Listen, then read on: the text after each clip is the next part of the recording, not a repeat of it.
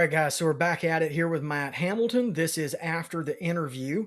And what we're doing now is just two guys kind of talking a little bit about Matt's life. So Matt and I have gotten to be great friends. We share a passion for all things grass, for all things green, and for getting to work with our hands and that sort of thing outdoors. But Matt is in a much better position in that regard than I am because he owns his own business. And so, dude, this is something that I wonder about. So, how did you start Outdoor Inc? Like, how did that happen? You mean like in the very beginning? Yeah, how did this all go down? Well, I guess ultimately I wanted to be free to experiment and fail, and not fail and succeed.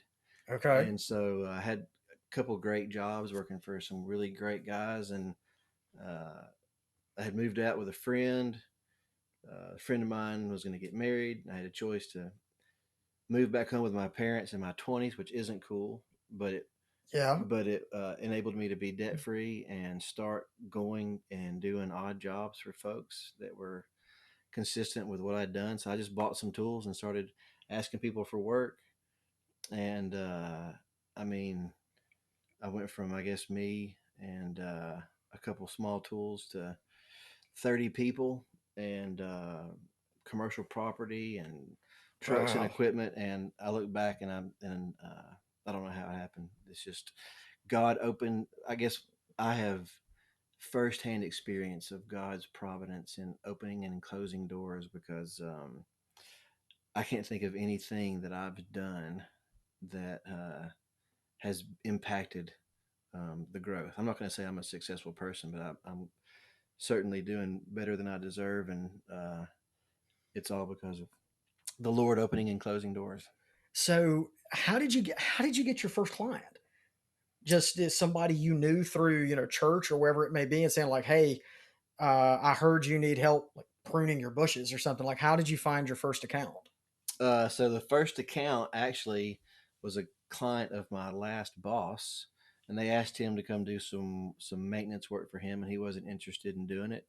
Okay. And I went and did the maintenance work for them, and which I don't think was unethical. He said no. I let him know that I was going to be doing it. He didn't tell me I couldn't. Sold me a lawnmower, so Cool. don't think he was opposed to it. But at any rate, that's how I got that job, and then I was the new cheap kid, and so all the smart doctors said we can get our work done for half price, and so I was the guy that worked for free for years, Right. Or with it, worked for next to nothing anyway. yeah, Yeah. for next to nothing. And so anyway, just word of mouth, the Lord opening and closing doors. I mean, it's crazy how it happens. I'll give you a for instance.